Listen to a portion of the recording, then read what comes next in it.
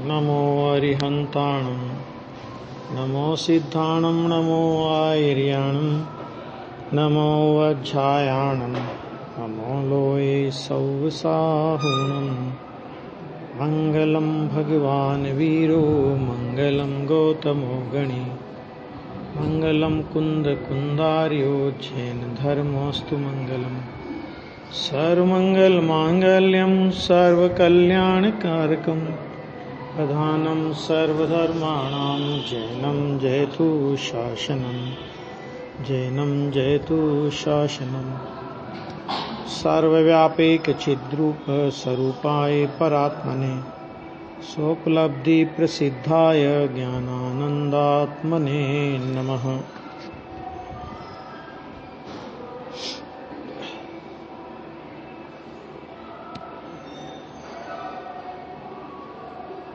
कल हमने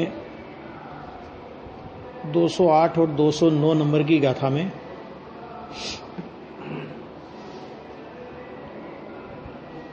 छेदोपस्थापन की चर्चा की थी। ये प्रकरण आया था ना कल? नहीं। अविच्छिन्न सामायिक में आरूढ़ होते हुए भी श्रवण कदाचित छेदोपस्थापन के योग्य है, ये उपदेश करते हैं। ये प्रकरण कल आया था अपना कि उसमें किस तरह के उनके मूल गुण वगैरह होते हैं, ये सारी चर्चा उनने उसमें की थी। चर्चाएं बहुत है, ये बहुत गंभीर प्रकरण भी है, क्योंकि एक एक मूल गुण मुनि भगवंतों का इतना जोरदार होता है कि उसके संबंध में आचार्य भगवंतों ने अनेक मूलाचार वगैरह में काफी प्रकाश डाला है। प्रवचन सार में भी उतना विशद विवेचन नहीं होने पर भी संक्षिप्त रूप में सारा विवेचन इसका आ गया है ना। अब इसके बाद अब इनके माने श्रवण के प्रवज्जादायक की भांति छेदोपस्थापक पर दूसरा भी होता है, ऐसा आचार्य के भेदों का प्रज्ञापन द्वारा उपदेश करते हैं।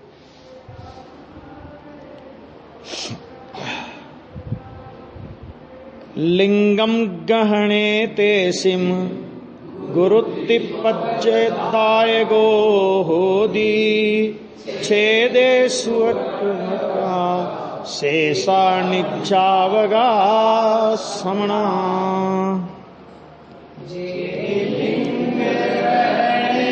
साधुपद देनारते गुरु जाने जो छेदद्वय स्थापन करेते शेष मुनि निर्यापका।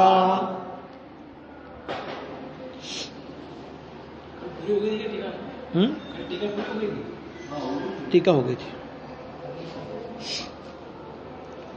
लिंग ग्रहण के समय यानी जो प्रवज्जा का मतलब होता है दीक्षा, कि दीक्षादायक हैं वह उनके गुरु हैं। किनके गुरु हैं? जिनको दीक्षा दी है उनके गुरु हैं। और जो छेद द्वय में उपस्थापक हैं, ये छेद द्वय देखो नीचे फुटनोट में खुलासा किया है। दो प्रकार के छेद। नंबर एक, संयम में जो 28 मूल गुण रूप भेद होते हैं उसे भी छेद कहा जाता है। भेद हो गए ना। और दूसरा, खंडन अथवा दोष को भी छेद कहा है। तो दो प्रकार के छेद के, एक तो 28 मूल गुण, आगे ना यहां संयम में जो 28 मूल गुण रूप भेद होते हैं उसे कहा छेद, और दूसरा है खंडन अथवा दोष को भी छेद कहते हैं। कोई दोष लग जाए, कोई कुछ हो जाए तो उसको भी छेद कहते हैं। तो ये यहां पे कहते हैं कि दीक्षादायक है। उसके बाद देखिए गुण गुरु हैं और छेद द्वय में उपस्थापक हैं, अर्थात जो भेदों में स्थापित करते हैं, भेदों में स्थापित करते हैं मैंने 28 मूल गुण की प्रवृत्ति में एक, और जो संयम में छेद होने पर पुनः स्थापित करते हैं। देखो मैंने मूल छेद क्या हुआ कि तुम निर्विकल्प से विकल्प में आए, ये तो पहला छेद तो यही है, और फिर विकल्प में आने पर भी फिर कोई और दोष लग गया तो वो भी फिर छेद है। तो निर्विकल्प से विकल्प में आए तो उसकी उपस्थापना तो कैसे हो जाएगी? तो उसकी उपस्थापना तो हो जाएगी कि तुम निर्विकल्प में वापस गए तो उसकी उपस्थापना तो हो गई, बराबर। और यहां कोई दोष रह गया, कोई दोष लगा, तो उस दोष का प्रायश्चित वगैरह जो भी होता है ना, कोई दोष लग जाए मुनिराज को भी कदाचित, क्योंकि छठा गुण स्थान है, विकल्प की भूमिका है ना। तो लेकिन दोष का मतलब ये समझना कि जानबूझ करके दोष लगावे और ये सोच करके कि बाद में प्रायश्चित कर लेंगे, क्या फर्क पड़ता है अपने को। एक होता है अतिचार और एक होता है अनाचार। माना नहीं चाहते हुए भी, परिणाम नहीं होते हुए भी, भाव नहीं होते हुए भी कदाचित यदाचित कदाचित कोई दोष लग जाए, ठीक है ना, वो तो ठीक है, क्षम्य है प्रायश्चित आदि विधि के द्वारा। क्योंकि अगर वो सर्वथा दोष लगते ही नहीं तो फिर जैन शासन में प्रायश्चित वगैरह की विधि क्यों कही है ना। तो ये प्रायश्चित वगैरह की जो विधि है ये सब उसी प्रकरण में आती है। हाँ, लेकिन ऐसा क्या वो ठीक है, रोज रोज एक बार एक गलती हो गई, फिर दोबारा वही गलती, फिर तिबारा वही गलती, फिर चौबारा वही गलती, वही गलती, वही गलती, ये नहीं चलता है ना। हाँ, मैंने बहुत से लोगों की आदत नहीं, गलती करेंगे कि सॉरी, ये अंग्रेजों ने जैसे सॉरी शब्द बना दिया कि कुछ भी गलती करो फिर बोल दो सॉरी, तो ऐसा नहीं है।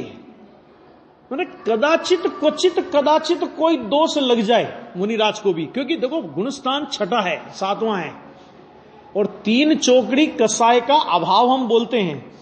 सच में सत्ता में से वो 3 चौकड़ी कसाय विसंयोजन रूप होकर के अन्य कसाय रूप हो गई है। मैंने अभी तो पड़ी तो है ना, पूरी थोड़ी मिट गई है। क्योंकि अगर यहां से समाधि मरण करके स्वर्ग में जाएंगे तो चौथा गुणस्थान वापस आ जाएगा कि नहीं आ जाएगा, है ना। तो ऐसा हो सकता है कि दोष लग जाए, लेकिन दोष लगने पर उस दोष का पोषण होना ऐसा तो चलता है। तुम करके देखो, ये नहीं चलता। दोष हो तो निष्पक्ष भाव से उस दोष का स्वीकार हो, दोष को दोष गिने और तुरंत अपने आचार्य को वो दोष जाकर के निवेदन करते कि प्रभु आज ऐसा दोष मेरे से हुआ, आपकी जो आज्ञा हो, आप जो प्रायश्चित मुझे देना चाहते हो, मैं वो स्वीकार करने के लिए तैयार हूं।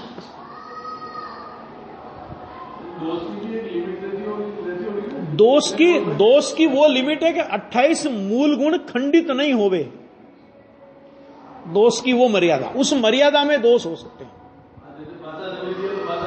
हाँ, तो सभी भाषा समिति का मतलब ये थोड़ी किसी को गाली दोगे फिर कहे कि सॉरी जी मेरे तो हो गया दोष है, तो ये नहीं होता है।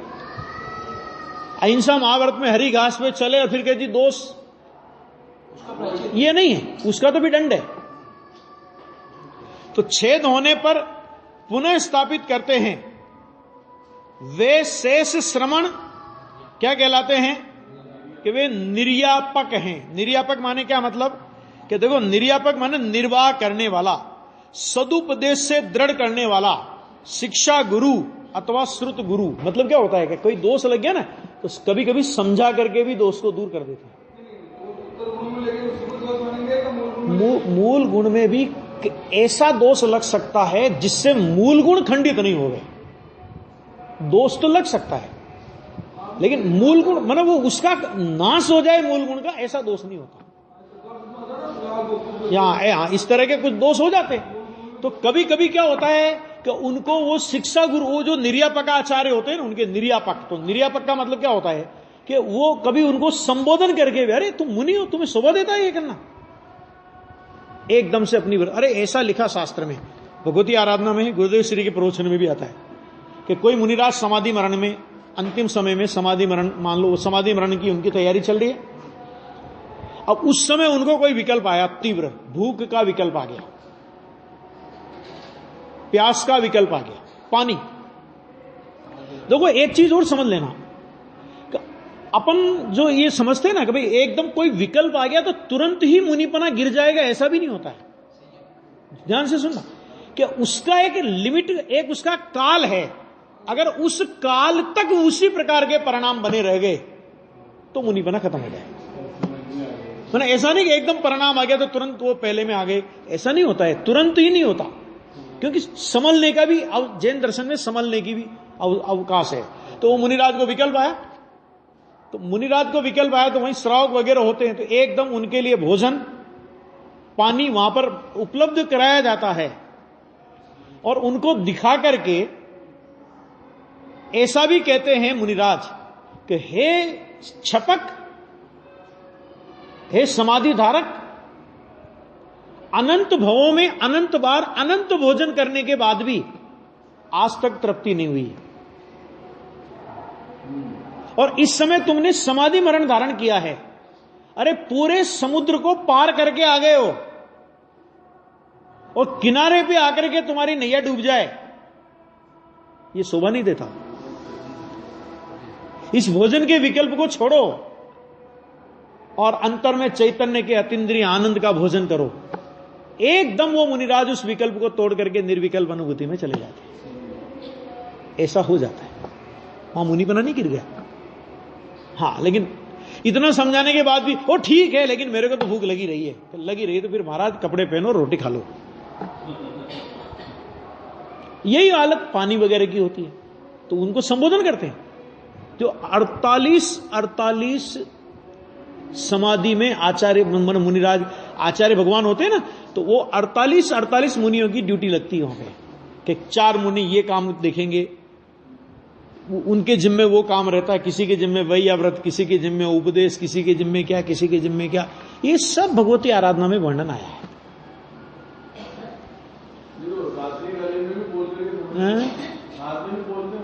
क्या होता है कभी कभी, देखो वैसे सामान्य नियम है कि नहीं बोलते, सामान्य नियम यह है कि नहीं बोलते, और विशेष कोई ऐसी परिस्थिति हो तो वहां पर उनको बोलना भी पड़ जाता है। हो जाता कभी, मतलब वो एक विशेष परिस्थिति है, समझ में आ गया ना। अब मान लो कोई छपक है और उसकी मान लो ऐसी स्थिति है परिणाम, तो उस समय संबोधन की अगर आवश्यकता हो तो कुछ तो हो सकता है, उसमें कोई ऐसा हार्ड एंड फास्ट तो नहीं है, नियम तो यही है कि नहीं बोलेंगे, लेकिन विशेष कोई परिस्थितियां हो, जैसे चातुर्मास का नियम है कि चातुर्मास में 4 महीने मुनिराज एक ही जगह रहेंगे, लेकिन उसके विशेष अपवाद भी हैं, तो उस क्षेत्र में अगर महामारी फैल गई, संयम का निर्वाह होता नहीं जाने, किसी मुनिराज की समाधि का कोई प्रसंग बन गया है, ऐसे कुछ प्रसंग होते हैं तो उसमें वो उस 4 महीने की चातुर्मास की मर्यादा को भी लांघ करके कितने कितने एरिया में वो जा सकते हैं। सब वर्णन है, मूलाचार, भगवती आराधना वगैरह हम लोग पढ़ेंगे ना, तो ये सब वर्णन है। जैन दर्शन कोई मतलब अनुशासन का दर्शन है, कठोरता है, लेकिन कठोरता काय के लिए है? आत्मानुशासन के लिए कठोरता है ना। सब पूरा समझने जैसा वो है विषय उसमें। निर्यापक का मतलब हो गया उपदेश करने वाला, उसको बोलते शिक्षा गुरु भी बोलते हैं अथवा श्रुत गुरु भी बोलते हैं, है ना। ये समझना देखो, अभी जो आचार्य लिंग ग्रहण के समय निर्विकल्प सामायिक संयम के प्रतिपादक होने से प्रवज्जादायक हैं, वे गुरु हैं। कि जिन्होंने उसे निर्विकल्प कहा था ना, शुद्धात्म लाभ की दीक्षा मुझे प्रदान करिए, तो वो गुरु हैं। तो वो तो क्या कहलाएंगे कि लिंग ग्रहण के समय निर्विकल्प सामायिक संयम के प्रतिपादक होने से प्रवज्जादायक हैं, मैंने उन्होंने दीक्षा दी है, वे गुरु हैं। और तत्पश्चात तत्काल ही जो आचार्य सविकल्प छेदोपस्थापना संयम के प्रतिपादक होने से छेद के प्रति उपस्थापक माने भेद में स्थापित करने वाले हैं, वे निर्यापक हैं। इसका भी फुटनोट देखो जरा, बहुत अच्छा है। छेदोपस्थापना के दो अर्थ हैं। नंबर एक,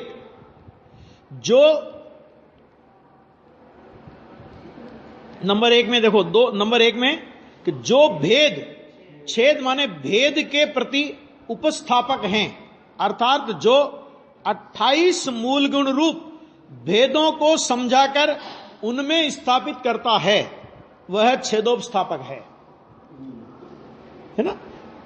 कि विकल्प की भूमिका में मुनिराज हैं। अब उन मुनिराज को उन्होंने काय का उपदेश देंगे कि भाई देखो, मुनि दशा की मर्यादा क्या है कि निर्विकल्प आत्मा की अनुभूति में रहना, वो तो मुनि दशा का सर्वोत्कृष्ट मार्ग है।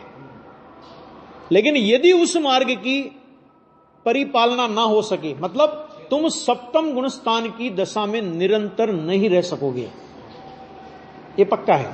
विकल्प की भूमिका में आएंगे, तो विकल्प की भूमिका में आएंगे तो इस तरह मुनिराज का 28 मूल गुण रूप जो उनका जीवन होता है, तो उस जीवन का उनको उपदेश करेंगे। वो कि ऐसा ऐसा अहिंसा महाव्रत होता है, ये सत्य महाव्रत, ये और नियम सार में लिखा ना कुंदाचार्य ने, व्यवहार चारित्र अधिकार पूरा का पूरा लिखा। तो उसमें मुनिराज के राग की मर्यादा किस तरह की होती है, तो वास्तव में वो एक महाव्रत के जो एक कहा था ना, एक महाव्रत शब्द आया था कि नहीं आया था पिछली बार अपने 2-3 दिन पहले, है ना। तो उसकी भेद रूप व्यक्तियां ये 28 है, मतलब उस निर्विकल्पता में नहीं रह पाएंगे, तो इन 28 प्रकार के भेद रूप विकल्पों में वे आएंगे। तो उनका जो उपदेश करे, उनको जो समझावे, उनको जो बतलावे, उसको बोलते हैं उपस्थापक। अर्थात जो 28 मूल गुण रूप भेदों को समझाकर उसमें स्थापित करता है, वह छेदोपस्थापक है। क्योंकि अगर वो 28 मूल गुण के विकल्प, अगर मान लो 28 मूल गुण में नहीं रहेंगे तो कहां जाएंगे फिर वो? निर्विकल्प अनुभूति में है नहीं, तो निर्विकल्प अनुभूति में नहीं है तो अनिवार्य रूप से 28 मूल गुण के विकल्प की भूमिका आए बिना रहेगी नहीं। यदि उस भूमिका का अतिक्रांत करते हैं, यदि उस भूमिका को भी लांघते हैं, तो नियम से अशुभ में आना पड़ेगा, और जब अशुभ में आएंगे तो मुनि बना भी खत्म हो जाएगा। इन मर्यादाओं का यदि उल्लंघन हुआ, 28 मूल गुण के भेद रूप जो मर्यादाएं बताई, कि यदि इन मर्यादाओं का उल्लंघन हुआ, तो केवल इन मर्यादाओं का ही उल्लंघन नहीं होगा, निर्विकल्प अनुभूति जो 7वां गुण स्थान है, मुनिराज की जो दशा है, वो दशा भी जाती रहेगी आगे ना। ये मैंने निर्विकल्प के इस निर्विकल्पता के साथ में यदि विकल्प होंगे तो इस तरह के होंगे, और यदि इन विकल्पों को भी लांघ जाते हैं, यानी इन विकल्पों की सीमाओं को तोड़ करके यदि इससे आगे बढ़ते हैं, तो फिर वो नीचे जाएंगे गुणस्थान। समझ आ गई आगे? तो उनमें वो स्थापित करते हैं कि ठीक है भाई, ये निर्विकल्पता ये उत्सर्ग मार्ग है, और निर्विकल्प में नहीं रह सको तो ये अपवाद मार्ग है। ये अपवाद मार्ग में उनको स्थापित करना, इसका नाम है छेदोपस्थापक। छेद होने पर उसको स्थापित करना। दूसरा, जो छेद के होने पर उपस्थापक है, अर्थात संयम के छिन्न माने खंडित होने पर उसमें पुनः स्थापित करता है, वह भी छेदोपस्थापक है। जैसे क्या हुआ, समंतभद्र आचार्य, भस्मक व्याधि का रोग हो गया, गुरु के पास क्या लेने गए थे? समाधि की आज्ञा लेने गए थे। गुरु जी ने क्या कहा? देखो, क्योंकि ये कोई निर्दयता भी तो नहीं है ना इस मार्ग में, कि जब आपको ये पता है कि अभी इनकी उम्र कम है, मन समाधि मरण भी कब दिया जाता है, ये भी नियम है इसका भी। ऐसा नहीं कि कोई भी चला गया और किसी को भी दे दिया, ऐसा नहीं। आत्महत्या थोड़ी है कोई समाधि। माने समाधि का मतलब है कि अब उस रोग का कोई प्रतिकार नहीं बचा हो, ऐसी परिस्थिति आ गई कि प्राणों का त्याग होना अवश्यमेव है, तो आचार्य भगवान स्वयं समाधि अंगीकार करते हैं और समाधि की अनुमति देते हैं। ऐसा उपसर्ग आ गया, ऐसा रोग आ गया, ऐसी परिस्थिति बन गई, समझ आ गया कि नहीं आ गया? मान लो, समझ लो आतंकवादी घुस आए गांव में, चारों तरफ से बंदूकें चल रही है, तो क्या करे भी महाराज? तो भैया ठीक है, ध्यान करो, आत्मा का ध्यान करो, है ना? बच गए तो ठीक है, नहीं बचे तो कोई बात नहीं, समाधि मरण पूर्वक अपना देह छोड़, देह का त्याग करते। समझ आ गया कि नहीं आ गया? तो ऐसा कोई ऐसा अपरिहार्य, जिसका परिहार नहीं किया जा सके, ऐसा यदि रोग आ जाता है, देते नहीं होता तो क्या होता है कि वो निर्णय आचार्य करते। क्या करते हैं? क्या कहा उनने? तो उन्होंने ये कहा कि भाई ठीक है, तुम ऐसा करो कि अभी आप इस दशा का छेद करो और अपने रोग का प्रतिकार करो, और रोग अगर तुम्हारा मिट जाए तो वापस आकर के जिन दीक्षा अंगीकार करना। आचार्य भगवान के कहने से उन्होंने जिन दीक्षा का छेद किया, ग्रस्त दशा में आए, और जो जो भी किया वो बताने की अपने को यहां जरूरत नहीं है अभी। और बाद में जब उनका रोग मिट गया तो वापस जाकर के उन्होंने दीक्षा ली, ये छेदोपस्थापक, वापस ये संयम का छेद हुआ वहां पे। मतलब संयम का छेद होने का मतलब क्या हुआ कि संयम का छेद होने का मतलब असंयम में आ गए विष्णु कुमार मुनिराज। मुनिराज की रक्षा का परिणाम आया। मैं तो कहता हूं आज सारे प्रश्नों का एक समाधान विष्णु कुमार मुनि है। जितने भी प्रश्न उठ रहे हैं कि नहीं उठ रहे हैं, कि इन सारे प्रश्नों का एक समाधान विष्णु कुमार मुनि है, कि मुनिराज की रक्षा करने तक का परिणाम आया। एक बार बताओ, विद्या उनको सिद्ध हुई थी, या उनको जो रिद्धि वगैरह जो भी हुई थी उनको, तो वो मुनि दशा के काल में होगी थी ना उनको रिद्धि तो। और यदि वो बलि को अगर वो बलि को अकल सिखाना चाहते तो क्या वो मुनि दशा में नहीं सिखा सकते थे? हालत खराब कर देते हो। लेकिन पहले वे गए अपने भाई के पास। देखो विवेक, देखो मुनिराज का, कि पहले उन्हें अपने भाई को समझाने का विकल्प आया। क्या विकल्प आया? कि तुम्हारे राज में वीतरागी संतों पर ऐसा घोर उपसर्ग, समझ आ गया? ऐसा घोर उपसर्ग। तो उनने क्या उत्तर दिया? कि भाई मैं तो 8 दिन के लिए राज दे चुका, मैं तो बंधा हूं। मतलब मैं जब इस कहानी पर, जब रक्षाबंधन के दिन ये कहानी लेता हूं ना कहीं भी, तो मैं कहता हूं सबसे ज्यादा जिसको अपन बोलते हैं खलनायक का पार्ट अगर किसी का है इस कहानी में, तो ये राजा पद्मनाभ का है। अरे राजा पद्मनाभ ने राज दिया है, तो राजा पद्मनाभ नहीं लड़ेगा। लेकिन राजा होने के साथ साथ तुम श्रावक हो कि नहीं हो? और क्या राजा का वचन इतना महत्वपूर्ण हो गया कि जिस वचन की बलि पर 700 मुनिराज बलि चढ़ रहे हो, 700 मुनिराजों की हत्या की साजिश रची जा रही हो, 700 मुनिराजों पर उपसर्ग किया जा रहा हो, और उस समय तुम्हारा वचन इतना जरूरी है कि तुम वचन नहीं तोड़ सकते, 700 मुनियों को पिलने दो। राजा की दृष्टि से गलत, कि मैंने तुमको राज करने के लिए दिया है, उदंड मचाने के लिए राज नहीं दिया है। एक बात। दूसरी बात, चलो राजा के नाते तुम कुछ नहीं कर सकते थे, तुमको श्रावक के नाते वो परिणाम आना चाहिए था कि नहीं आना चाहिए था?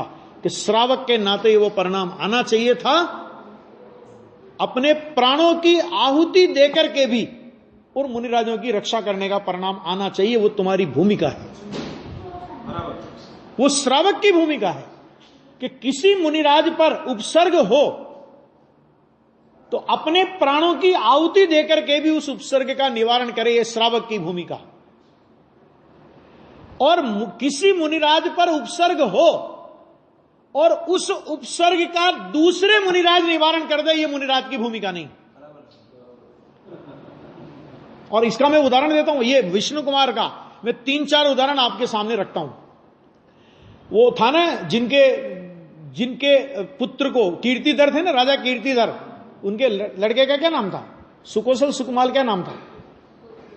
ठीक है, हाँ। तो उनके बेटे को उनने अपने पिता से उनने दीक्षा ली थी, और वो दोनों पिता पुत्र जंगल में ध्यानस्थ थे, और उनकी माता शालिनी व्याघ्री जो भी बनी थी, है ना, और बन करके 3 दिन तक वो अपने पुत्र के पैर का भक्षण करती रही। ख्याल में आ गया? वो कीर्तिधर मुनिराज क्या उपसर्ग की उस दशा को देख नहीं रहे थे? लेकिन उसको बचाने का परिणाम नहीं आएगा। 3 दिन बाद भी अगर परिणाम आया तो उसको उपदेश देने का परिणाम आया कि जिस बेटे की ममता के कारण तुमने अपने नगर में मुनिराजों का प्रवेश निषिद्ध कर दिया, उसी बेटे के शरीर का तुमने भक्षण किया। प्रश्न ये कि क्या मुनिराज की रक्षा जैसा परिणाम जिस भूमिका में नहीं हो सकता, और अगर वो परिणाम आवे तो आने के पहले वे मुनिराज अपना मुनि पद छोड़ते हैं। वो ये बताने के लिए छोड़ते हैं कि कल को कोई हमारा छल ग्रहण करके इस तरह के कार्यों में संलग्न नहीं हो जावे, हमको उदाहरण नहीं बनावे कि देखो विष्णु कुमार मुनिराज ने भी तो ये काम किया था। भाई साहब, विष्णु कुमार मुनिराज ने यह काम नहीं किया था, विष्णु कुमार ग्रस्त दशा में आकर के उन्होंने यह कार्य किया। इसका मतलब क्या कि मुनिराज की रक्षा करने का परिणाम भी श्रावक का काम है, मुनिराज का काम नहीं। मुनिराज का काम उपसर्ग सहन करना है, अपने उपसर्ग को दूर करना और दूसरे मुनिराज के उपसर्ग का दूर करना, यह मुनिराज का काम नहीं है। और अगर ऐसा हो तो बहुत बढ़िया सुविधा हो जाए। क्या हो जाए कि संघ में मुनिराज रहते हैं तो एक मुनिराज पर उपसर्ग हो तो दूसरा मुनिराज दूर करे, और दूसरे पे हो तो वो दूर करे, तो किसी मुनिराज पर उपसर्ग की कोई बाधा रहेगी नहीं। लेकिन ऐसा क्यों होता है? क्या मुनिराज इतने निर्दयी हो सकते हैं? अपने को लगता है ऐसा। कितना अनप्रैक्टिकल लगता है अपने को कि क्या मुनिराज इतने निर्दयी हो सकते हैं कि अपने साथी मुनिराज पर इतना भयंकर उपसर्ग,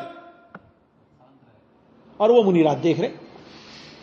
भाई ज्ञान में नहीं आ रहा होगा ऐसा तो नहीं, सविकल्प भूमिका में आए होंगे तो ज्ञान का गेय बना भी होगा। अरे अपना उपसर्ग भी ज्ञान का गेय बनता है, दूसरों का उपसर्ग भी ज्ञान का गेय बनता है। निवारण करने का परिणाम क्यों नहीं आता? क्यों? क्योंकि मुनिराज की भूमिका इतनी उत्कृष्ट जाति की भूमिका होती है कि उस उत्कृष्ट भूमिका में उनको ऐसा हल्का परिणाम नहीं आ सकता कि जो परिणाम श्रावक की भूमिका के योग्य है। समझा गया?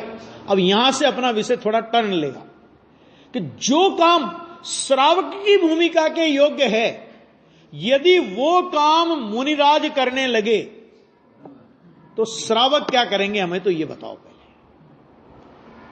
वो बाद में सोचेंगे मुनिराज का क्या होगा, वो तो बताओ कि श्रावक क्या करे फिर। कि जो काम मुनिराज की भूमिका के हैं वो मुनिराज करते हैं, उनकी भूमिका में शोभा देते हैं। जिसकी भूमिका, जिसका काम जिसी को साधे, बोलते कि नहीं बोलते ऐसा, कि जिसकी भूमिका के योग्य जो कार्य है, यदि वो उस भूमिका के योग्य कार्य करेगा तो वो शोभा को प्राप्त होगा, है ना। और यदि उस भूमिका में जो कार्य संभव नहीं है, यदि वो उस भूमिका का कार्य करेगा तो वो उस भूमिका को लजाएगा। आया? जिन मंदिर बनाना, जिन प्रतिमा बनाना, जिन प्रतिमा के पंच कल्याणक कराना, पंच कल्याणक प्रतिष्ठा महोत्सव कराना, है ना, मंडल विधान कराना, ये सब कार्य गृहस्थों के कार्य हैं, श्रावकों के कार्य हैं, श्रावक की भूमिका के योग्य कार्य है। क्यों? क्योंकि श्रावक के सटकर्मों में यह बात आती है, देव पूजा, गुरुपास्ति, स्वाध्याय, संयम, तप, दानम चेति ग्रस्तानाम सटकर्माणि दिने दिने। सम्य दृष्टि श्रावक के ये 6 कर्तव्य। मुनिराज के 6 कर्तव्यों में समता, समारे, थुति उचारे, वंदना जिन देव की, यहां से शुरू होते हैं कि भगवान की स्तुति और भगवान की वंदना। और उसके लिए भी मंदिर, जिन मंदिर के जाने की जिनको कोई अनिवार्यता नहीं, जंगल में रहते हैं, कई कई दिन तक जंगल से नगर की ओर आते ही नहीं, तो जंगल में तो जिन मंदिर है नहीं, तो फिर जिन मंदिर के बिना कि अरे जो स्वयं जिनालय हो गए हों। मुनिराज क्या है कि मुनिराज तो चलते फिरते सिद्ध होते हैं ना, तो जो स्वयं जिनालय हो गए हों उन्हें जिनालय की कोई अटक नहीं है। सहज रूप से भगवान के दर्शन का योग बनता है तो भगवान के दर्शन करते हैं, नहीं बनता हो तो मुनिराज भगवान के दर्शन रोजाना करे ही करे, इतनी अनिवार्यता भी उनकी भूमिका में नहीं है। आगे बात समझ, भूमिका है। और गृहस्थ ये सोच ले कि जब मुनिराज को अटक नहीं है तो मैं भी उनका चेला हूं, तो मुझे क्या अटक है भगवान के दर्शन की? कि तेरी वो भूमिका नहीं है ना। बहुत सारी बातें हैं भैया, ये बहुत समझने का मार्ग है भाई, है ना। देखो, पूर्वाग्रहों से मुक्त होकर के किसी व्यक्ति विशेष को सामने रखे बिना, ये बात बार बार क्यों बोलता हूं, क्योंकि जो लोग बोलते हैं वो तो नाम ले लेकर के बोलते हैं, लेकिन अपने को किसी व्यक्ति विशेष को सामने रखे बिना सत्य स्वरूप क्या है, बस वो समझना है। और सत्य स्वरूप समझने के बाद सत्य स्वरूप के साथ कोई समझौता नहीं हो सकता। बहुत से लोग कहते हमसे तो अच्छे हैं, एक बहुत तर्क आते हैं, हम तो सब जगह जाते तो पता रहता है लोग क्या क्या प्रश्न करते हैं। तो मैंने कहा भाई आपका ये सोचने का तरीका ही बहुत गलत है कि हमसे तो अच्छे हैं, क्योंकि जैन दर्शन में मुनिराज का मापदंड, भगवान का मापदंड, किसी का भी है ना, इन पूज्य पदों का मापदंड अच्छे और बुरे के आधार पर नहीं होता, कभी भी नहीं होता। अभी अच्छे हैं उसका भी जवाब देता हूं, लेकिन पहली बात कि अच्छे और बुरे के माध्यम से कभी भी मापदंड नहीं होता, सच्चे और झूठे के माध्यम से मापदंड होता है। समझा क्या? सच्चे हैं या नहीं, बस दो क्लास है कि सच्चे हैं या नहीं, यस और नो। हमसे अच्छे हैं तो पहला प्रश्न यह कि हम कितने अच्छे हैं। गुणाकार करना है ना, तो हम कितने अच्छे हैं पहले तो ये नक्की कर लो। जो ये बोलते हैं ना हमसे तो अच्छे हैं, तो मैंने कहा तुम कितने अच्छे हो जरा बताना मेरे को। और तुमसे अच्छे मतलब जितने तुम अच्छे हो उससे ज्यादा अच्छे वे हैं ना, क्यों गाली दे रहे हो? ये कह करके क्यों गाली दे रहे हो? क्यों? क्योंकि अगर हम भ्रष्ट हैं तो हमसे अच्छे कौन होंगे? जो महाभ्रष्ट होंगे। मैंने तुम क्या कहना चाहते हो? हमसे अच्छे नहीं, सच्चे चाहिए। दूसरा देखो भैया, श्रावक पद मैं एक एक बिंदु लेता जाऊंगा थोड़ा थोड़ा, क्योंकि अभी मैं वो जो सूर्य मंत्र वाले पे मैं कुछ स्टडी कर रहा हूं इस समय थोड़ी, तो वो देख करके 1-2 दिन में उसको पूरा व्यवस्थित लेने का है ना, इसीलिए बाद में उसको थोड़ा लेंगे। लेकिन दूसरा क्या बिंदु था कि सच्चे और अच्छे की बात हो गई ना, मैंने कहने का मतलब क्या है कि ये जो हम जो तुलना करते हैं, हमसे तो अच्छे हैं, कि ये तुलना नहीं होती। दूसरा कि देखो, श्रावक का जो पद है वो सम्यक दर्शन का विषयभूत पद नहीं है, ना निश्चय सम्यक दर्शन का विषयभूत पद और ना व्यवहार सम्यक दर्शन का विषयभूत पद। लेकिन आपको पता है मुनिराज का पद कैसा है? मुनिराज का पद कि व्यवहार सम्यक दर्शन के विषयभूत पदों में जिसका समावेश होता है। क्या समावेश होता है? कि सच्चे देव, सच्चे गुरु और सच्चे शास्त्र का स्वरूप, उनका यथार्थ श्रद्धान होना। तो वो क्या हुए? तो वो सम्यक दर्शन के विषयभूत हुए, व्यवहार सम्यक दर्शन का विषय हुए ना वो, तो व्यवहार सम्यक दर्शन के विषय हुए। तो जैसे त्रिकाली ज्ञायक स्वभाव निश्चय सम्यक दर्शन का आश्रयभूत तत्व है, और जिस तरह उस त्रिकाली ज्ञायक स्वभाव में किसी तरह की विकृति स्वीकृत नहीं हो सकती। क्यों? क्योंकि अगर सम्यक दर्शन के विषयभूत त्रिकाली ज्ञायक स्वभाव में अगर विकृति स्वीकार की जाएगी तो सम्यक दर्शन भी अविकृत नहीं हो सकता। तो व्यवहार सम्यक दर्शन का जो विषय है, सच्चे देव, सच्चे शास्त्र और सच्चे गुरु, तो उनमें किसी प्रकार की विकृति स्वीकृत नहीं हो सकती। और इसलिए जिनागम में उनका स्वरूप बताया है। देखो एक चीज और समझ लेना कि देव शास्त्र गुरु में देश काल और परिस्थितियों के अनुसार उनके स्वरूप में कोई बदलाव नहीं है। समझ आ गया आपको? कोई बदलाव नहीं है। माने मुनि धर्म के निरूपक जितने शास्त्र आप पढ़ेंगे उन सब में एक ही प्रकार का मुनि धर्म का स्वरूप प्रतिपादित किया गया है। जो मैंने कल कहा था ना थोड़ा, कि जो थोड़ा बहुत अंतर अपने को दिखाई देता है वो उत्तर गुणों की अपेक्षा से है, कि किसी से उपवास कम हो रहे हैं, किसी से ज्यादा हो रहे हैं, वो एक सामान्य, उससे कोई लेना देना नहीं। लेकिन अंतरंग शुद्धि और बहिरंग में 28 मूल गुणों की परिपूर्णता, इसमें सारे शास्त्र एक मत हैं। और श्रावकाचार उठा करके आप देख लो कि श्रावकाचार के जितने ग्रंथ हैं, लगभग 40 ग्रंथ मैंने देखे हैं। इसलिए आपके सामने ये बात इतनी दृढ़ता से कह रहा हूं कि श्रावकाचार में देश काल और परिस्थितियों के अनुसार बदलाव हुआ है। आप मूल गुण की अगर चर्चा करो तो मूल गुणों के अलग अलग प्रकार अलग अलग आचार्यों ने प्रतिपादित किए हैं। क्यों प्रतिपादित किए?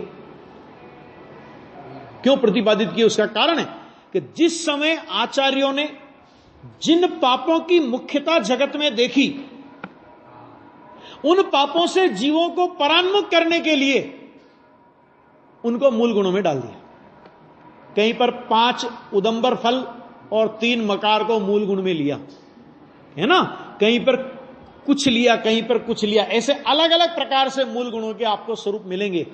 क्यों?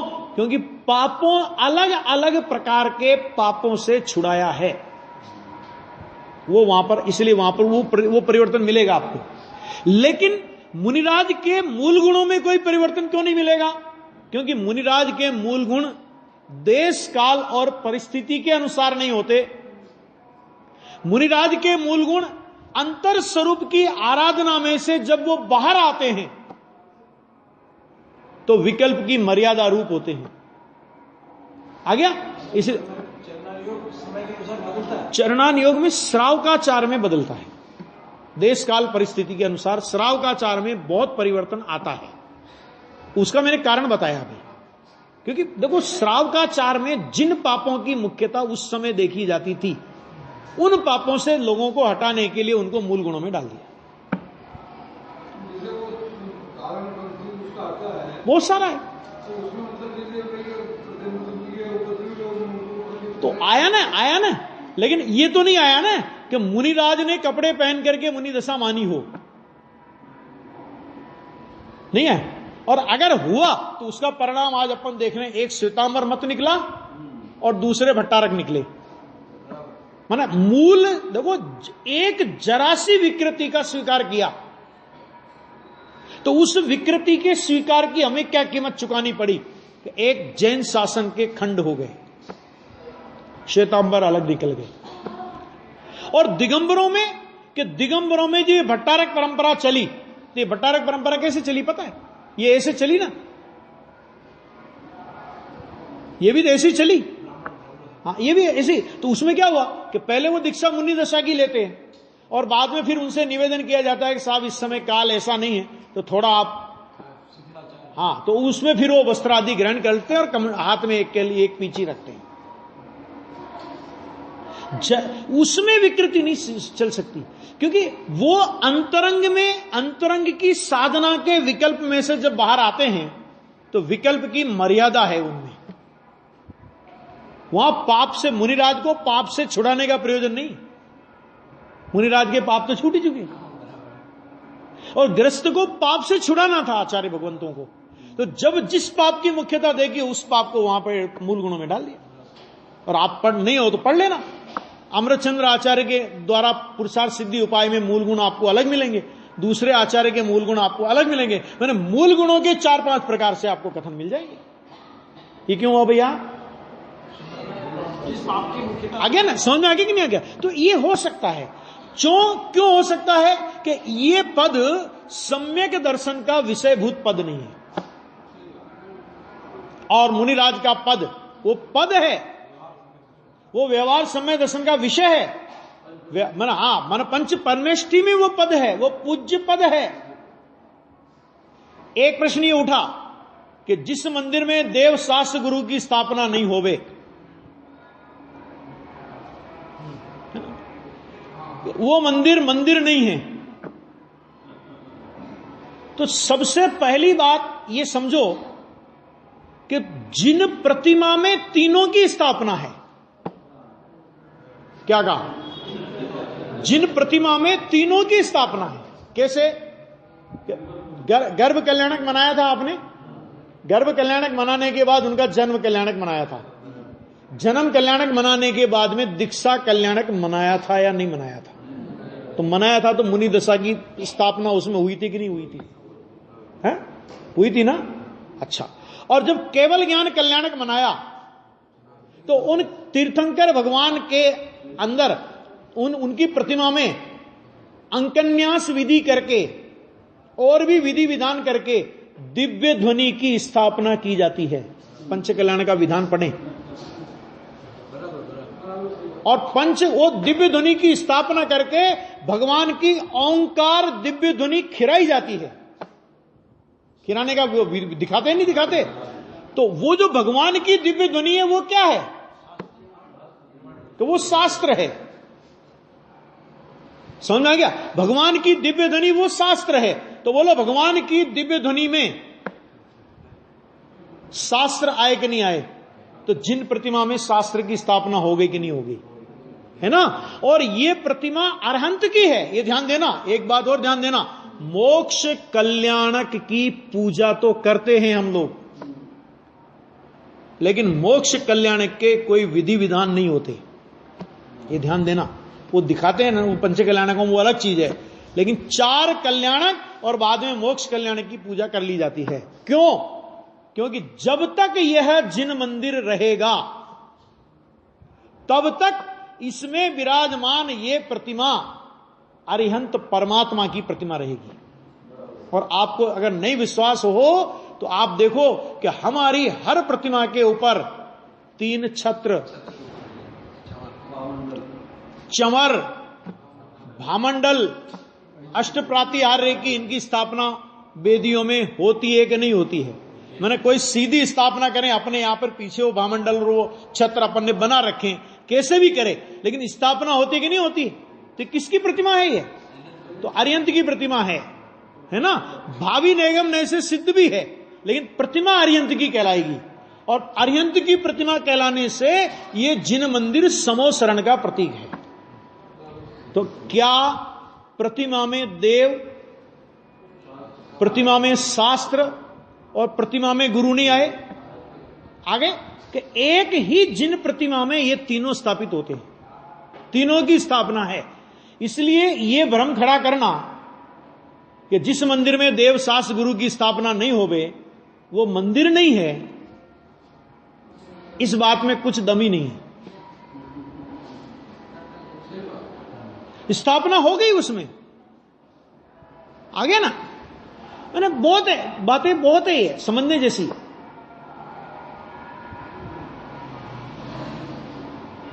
क्या भैया? अच्छा, और दूसरी बात है, गुरु की स्थापना करोगे तो करोगे कैसे? जीवंत गुरु तो नगर में कभी कभार पधारें, वो नगर वासियों का सौभाग्य होता है। और जैसा बताया कि 3-4 दिन से ज्यादा ठहरते नहीं है ना। तो गुरु की मैंने चलते फिरते गुरु की गद्दी लगा करके तो स्थापना की नहीं जाती, क्योंकि गुरु की गद्दी तो होती नहीं, उसको स्थापना बोलती नहीं। फोटो को कोई स्थापना नहीं बोलते। और प्रतिमा में स्थापना हो गई ना, सबसे बड़ी बात। और इसका प्रमाण आपको दूं मैं, और इसका प्रमाण दूं आपको। अष्ट पाउड़ का बोध पाउड़ है। ये तो उन भोले भाले लोगों को बरगलाते हैं जो शास्त्र पढ़ते नहीं, शास्त्र नहीं पढ़ने की जिनको कसमें खिला रखी है। जो जिस पुराने जमाने में जो वो अन्य धर्मी लोग खिलाते थे ना कसमें, क्या कसमें खिलाते थे कि मरते मरते मर जाना लेकिन जैन मंदिर में मत जाना। क्यों मत जाना? कि गलती से एक चले गए, क्या हुआ? एक पाद केसरी स्तोत्र रचा। सुनो, ये इतिहास है हमारा कि पाद केसरी स्तोत्र एक आचार्य ने रचा है, अपना नाम भूल रहा हूं अभी। तो वो क्या थे कि वो वास्तव में वो थे वैश्य, वो ब्राह्मण थे वे। तो जब वे मंदिर के बाहर जाते तो मंदिर के, अपने जैन मंदिर के बाहर निकलते तो अपने कान में अंगुली डाल लेते थे। आ गया? विद्यानंदी स्वामी की ऐसी किसी की बात है ये। तो अंगुली डाल लेते। अब अंगुली डालने में क्या होता कि कोई कान में बात नहीं पड़ जाए। अब क्या हुआ एक बार के जैन मंदिर में के बाहर उनके पैर में कांटा लग गया। अब कांटा लग गया तो एक हाथ में तो अंगुली डाल रखी, लेकिन एक हाथ से कांटा निकाला। अब कांटा निकाला तो इतने में अपने जैन मंदिर में एक मुनिराज आए हुए थे, और वो मुनिराज देवागम स्तोत्र का पाठ कर रहे थे। सुनो, क्या कर रहे थे? देवागम नमो यान चामरादि विभूतया, समंतभद्र आचार्य का है ना आत्ममीमांसा, तो उसका वो पाठ कर रहे थे। तो उन्होंने वो पाठ सुना, कान में पड़ा उनका, एकदम जिज्ञासा हुई। भाई साहब मंदिर चले गए, कहा महाराज इसका अर्थ बताओ। कि भाई हमें अर्थ नहीं आता, हम तो मूल पढ़ते। मैंने उनको नहीं आता तो संस्कृत का नहीं होगा, भले हम तो संस्कृत से पढ़ते हैं, हमको अर्थ नहीं ख्याल में। कितना सरलता, सीधा कह दिया। वो तो ग्रस्त के भेष में गए थे ना, इतनी सरलता है आजकल, गम में नहीं आता। फिर क्या हुआ? तो उनको क्या था कि अगर 1 या 2 बार उस बात को सुन ले तो पूरी याद हो जाती थी। तो उन्होंने कहा महाराज आप एक बार फिर से उस स्तोत्र का पाठ कर सकते हो क्या? तो फिर से कर देते। तो उन्होंने फिर से वो देवागम स्तोत्र का पाठ पढ़ा। और भाई साहब जब उन्होंने देवागम स्तोत्र का पाठ पढ़ा, और देवागम स्तोत्र में समंतभद्र आचार्य ने अनंत भगवान की जो परीक्षा, जो तत्व उसमें प्रतिपादित हुआ, एकदम उनके नेत्र खुल गए। और वे संत हैं जिन्होंने उसी देवागम स्तोत्र पर टीका लिखी है। भाई साहब अष्टसती नाम की टीका लिखी है। 142 श्लोक वाले देवागम स्तोत्र पर अष्टसती नाम की टीका लिखी। एक बार ये कान में अंगुली डाल के मैंने जैन मंदिर में मत जाना, ये कसम तो तोड़ो एक बार। कि भैया कुछ भी करना, सुनना नहीं। कसम मैंने क्यों, कसम क्यों दिला रहे हो? खुला छोड़ो ना। क्यों इतने अविवेकी है क्या समाज? इतनी अविवेकी है, निर्णय करने के लिए छोड़ो ना उनको खुला कि ठीक है सुनो भैया, तुम अपने आप निर्णय करो, तुम्हें सच्चा लगे तो। क्योंकि तर्क और युक्तियां नहीं हैं, आगम नहीं है। तो अब आगम नहीं है तो कसमें दिलाई जा रही है कि कुछ भी करना, लेकिन गलती से भी इन मुमुक्षुओं के मंदिर में मत चले जाना, क्योंकि ये पता है कि एक बार यदि कोई आया और उसने ये बात सुनी तो फिर दोबारा तुम्हारे पास लौट करके आने वाला नहीं है। सब ये कस्में, नहीं तो क्यों कस्में दिला रहे हो? अगर तुम्हें भय नहीं है, अगर भय नहीं है तो क्यों कस्में दिला रहे हो? समय सार नहीं पढ़ना, क्यों नहीं पढ़ना? शास्त्र पढ़ने की बात नहीं, जिनवाणी सामने रखना नहीं। और एक बार शुरू हुए सो क्या बोल रहे हैं, किसके भाग का क्या छूटा वो चल रहा है, ये नहीं चलता। गुरुदेव का एक प्रवचन मुझे बता दो कि सामने जिनवाणी ना हो और गुरुदेव ने कभी प्रवचन किया। श्रोता के पास भी और वक्ता के पास भी, और एक एक शब्द जिनवाणी का पढ़ करके उसका व्याख्यान किया है। और 9,800 प्रवचन हैं अभी उपलब्ध है हमारे पास, रिकॉर्डेड है, सीडी में है, आवाज में है।